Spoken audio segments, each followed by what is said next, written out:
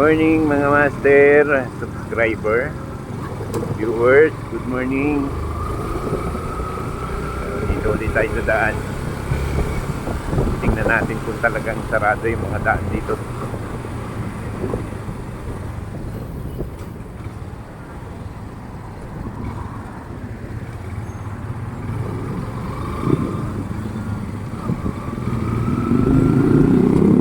Kung bakit nila isinara, para malaman ang mga dada pupunta. So, ano na agad bigat agad haba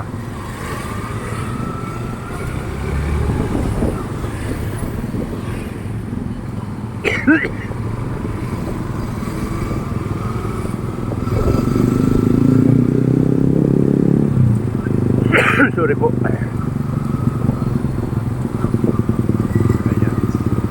Ito tayo daan. Diretsuhin natin itong Makati up.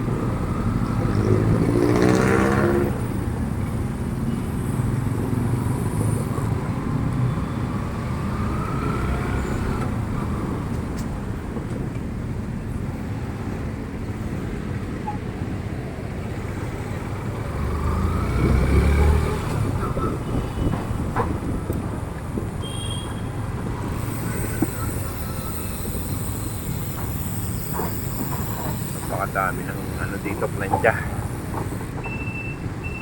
madulas pagbasa.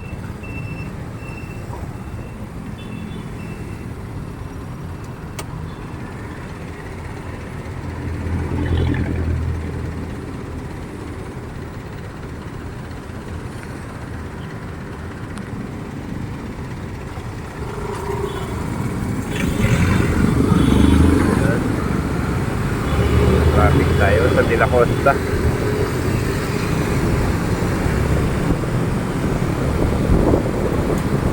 Ano kaya ang isinara? Isang araw lang ang pagsasara. Kahapon lang.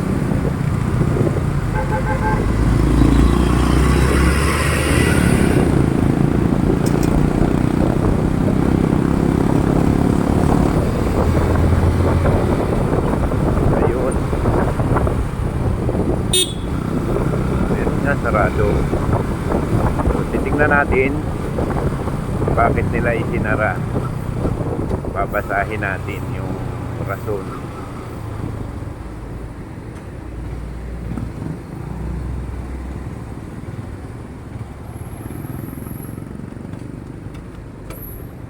To traffic advisory to lower 1 and Exchange Plaza in the background straight ahead.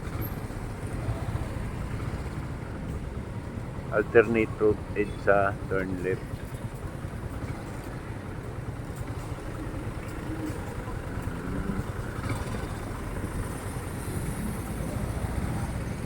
Turn left. December 27 to January 1.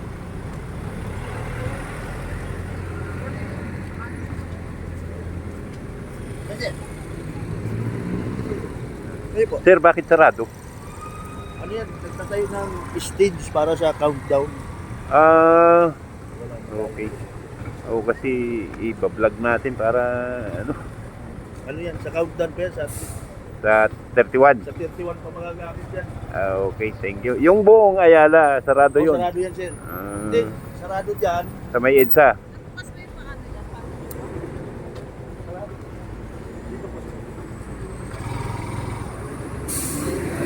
Ayun. Sa may EDSA pati sarado.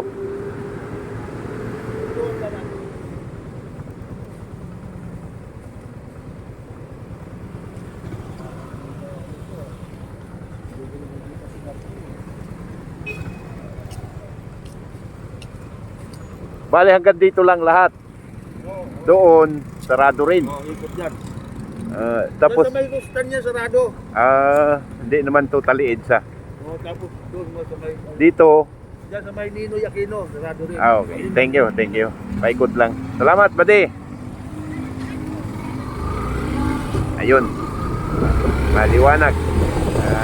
Sarado talaga ang Ayala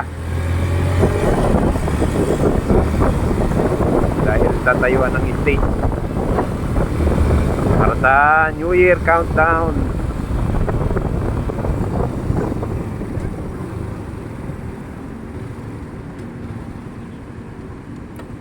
Sabihin sa New Year, ados pa yun magagamit kasi close hanggang January 1.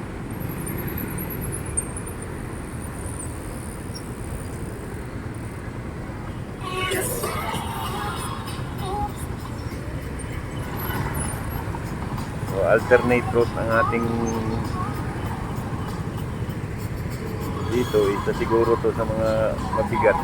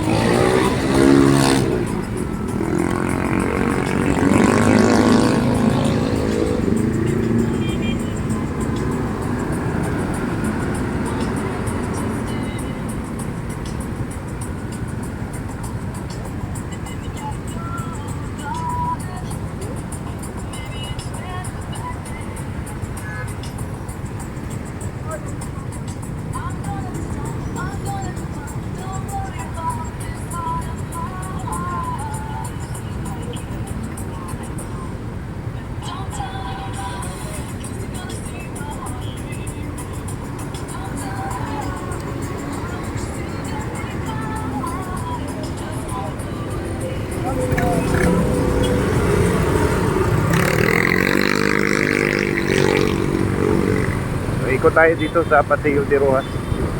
Papunta tayo ng Ayala. Tingnan natin kung mabigat ang daloy ng trapiko dito.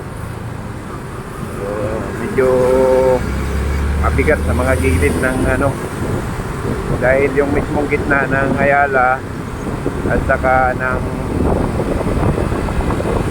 Makati Avenue ay may stage na, tinatayuan na ng stage. Ayun.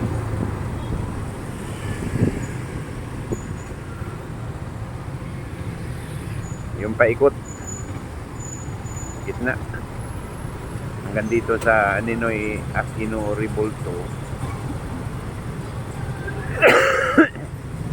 Ayun.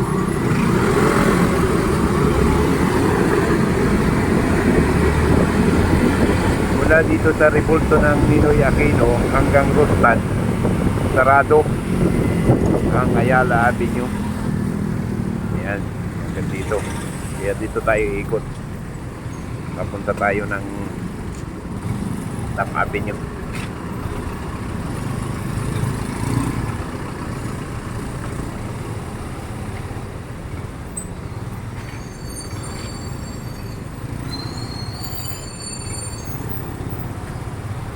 Yan. Dito nagsara. Isa dito kaya yung mga galing ng Buendia na papunta dito sa kalagitnaan ng Makati, magka-Paseo de Rojas kayo. Kung kayo ay papunta ng EDSA, Paseo de Rojas ang inyong daan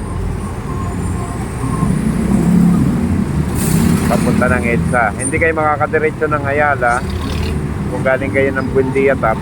Hindi kayo makakadiretso ng Ayala kasi sarado yung Ayala Avenue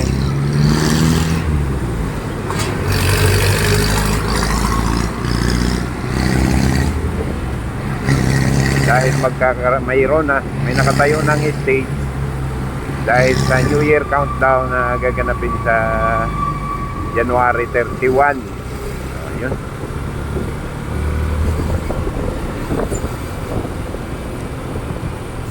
So, dito na tayo mga kadaan. Pwede na dito.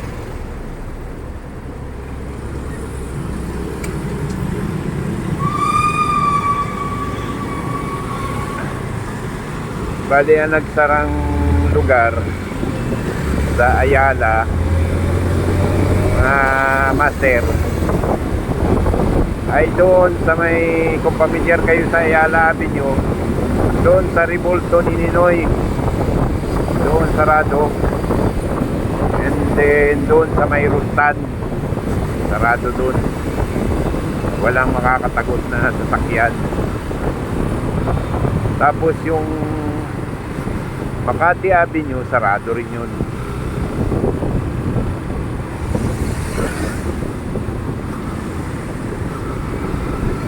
Kaya walang makakalusot na sasakyan dyan. Hanggang January 1 po yung sara niyan. So siguro mga January ng hating gabi matadaanan na yan. O kung ano man January 2, dahil babaklasin pa yan. Sorry po, medyo maasama ang aking ubo.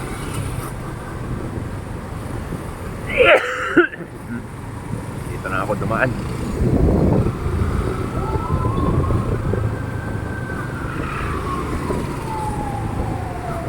Ayan. Dito na tayo sa dati nating ruta, iikot.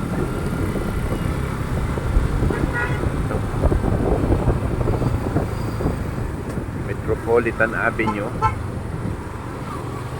Papunta nito ng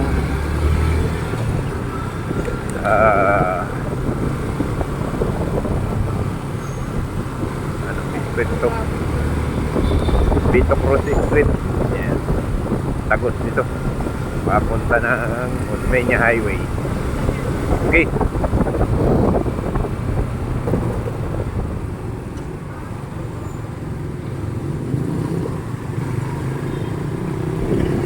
Sana makakatulong yung aking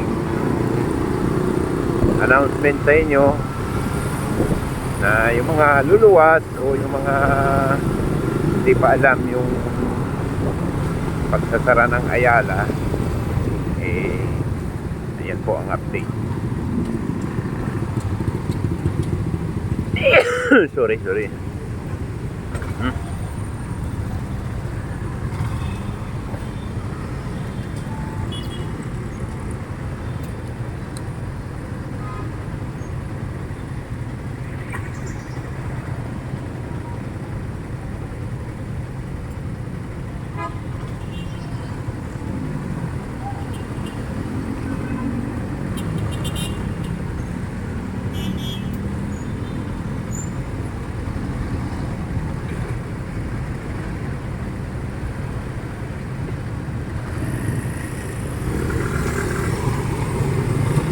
Hindi naman masyadong magdudulot yun ng traffic siguro.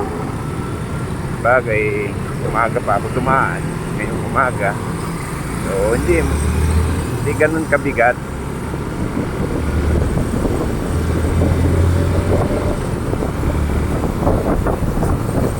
Medyo maluwag kasi umaga pa. Ewan ko lang pag medyo rush hour na. Kasi ano naman nagigitnaan naman tayo ng dalawang holiday. Siguro hindi ganun ka bigat ang daloy. Uy, mataas na naman ang ating gasolina.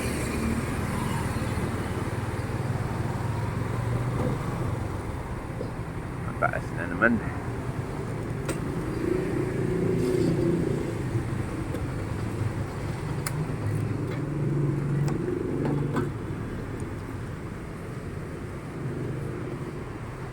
Hindi lang traffic ang nabigat, pati gasolina pabigat ng pabigat.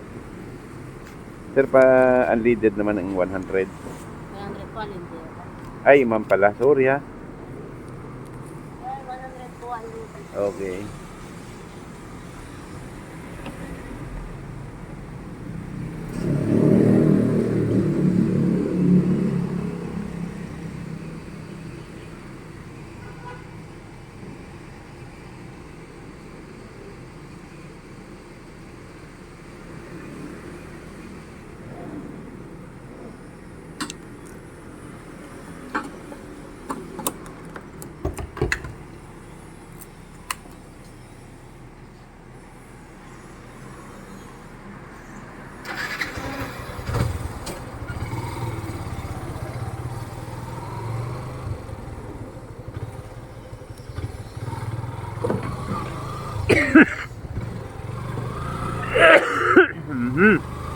Ano nangyari?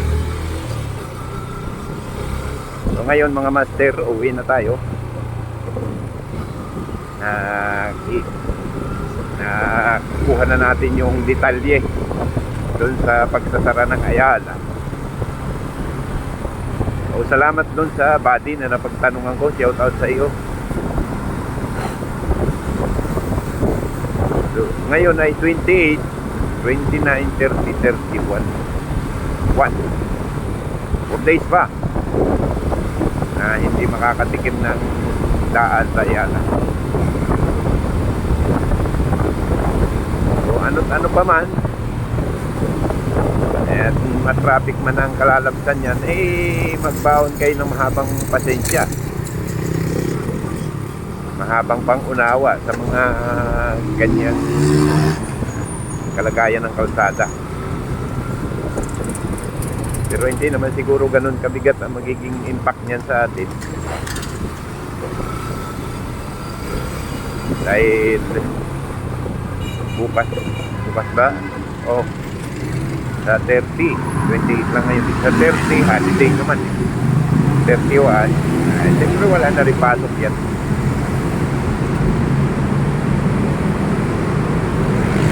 Dami na rin ang mga nagbalikan sa sakyan na yan. Kapansin ninyo. Galing yan ng Maynila, palabas yan. Palabas. Papuntang Bindia, papunta ng mga Alabang. Yan. Kikita ninyo, papunta naman to ng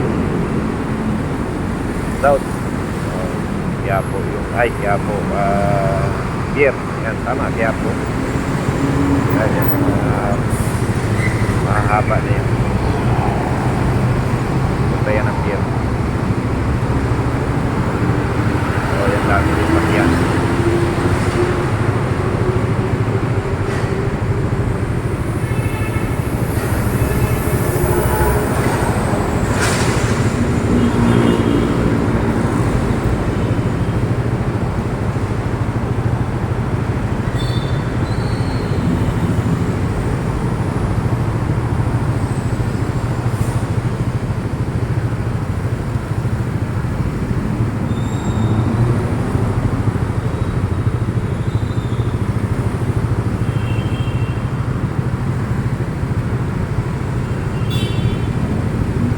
Marami na rin talaga.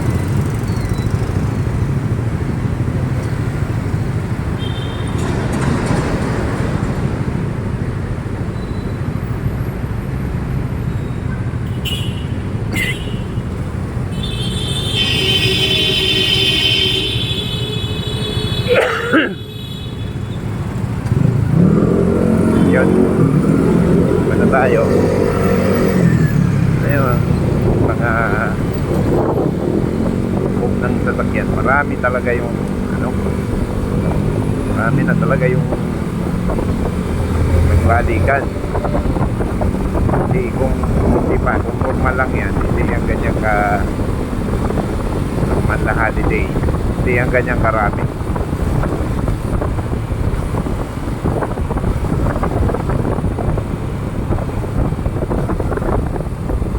Baga siguro yung iba talaga may pasok na hanggang bukas, 29 lang naman bukas, tapos wala silang pasok ng 30-31 yun.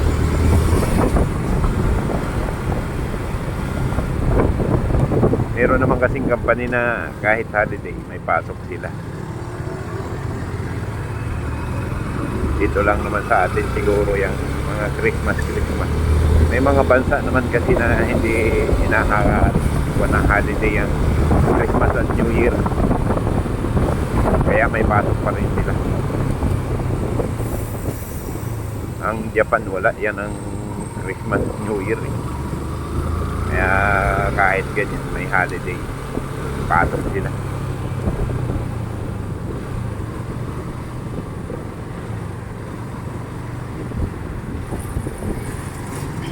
Sa Pilipinas, isa sa pinakamaraming holiday.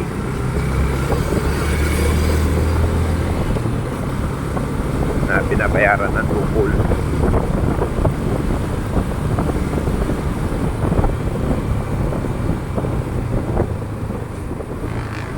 Dito na tayo. Leon Ginto, yan. Dito tayo sa Top Avenue. Lapit na naman tayo sa bahay.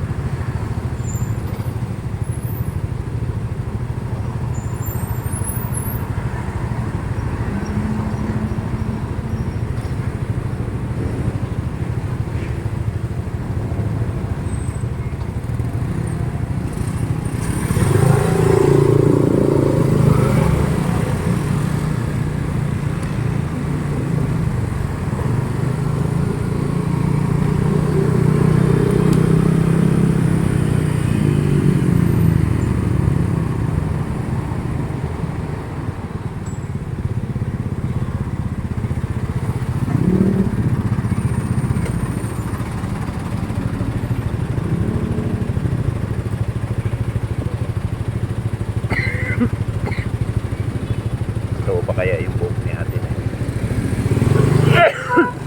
Kakaiba yung buhok ni ate. Parang sa manika. King kulot. Parang nagasiksikan yung pagkakulot niya.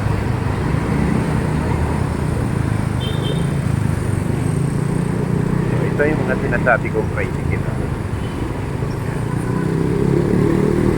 Walang plaka. Body number meron, pero plaka wala. Ang tanong, may lisensya kaya yung driver nito? O kompleto kaya ng dokumento yung bihikulo nito? Eh kung makadisgrasya, paktay na. Masakit pa dyan, baka boundary lang yan.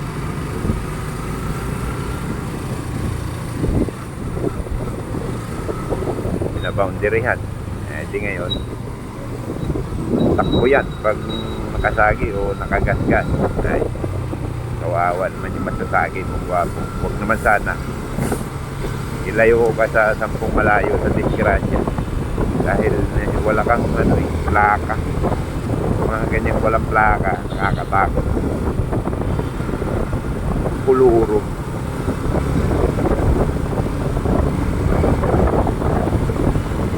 Dapat yan trinatrabaho rin ng Manila City Hall. Ma-impound lahat yung mga walang na yun, plaka, para magsikap naman sila na malagyan. Eh, paano naman yung iba na may plaka, nagsikap na maglagay, tapos sila hindi. Klase yun. Hello muli mga master.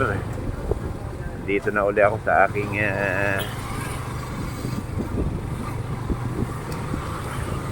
street. Papasok na ako sa aking pinapasokang kalye. Muli, magandang umaga sa inyo. Ano man ang inyong pinagkakaabalahan, ipasok man kayo o wala, magandang umaga.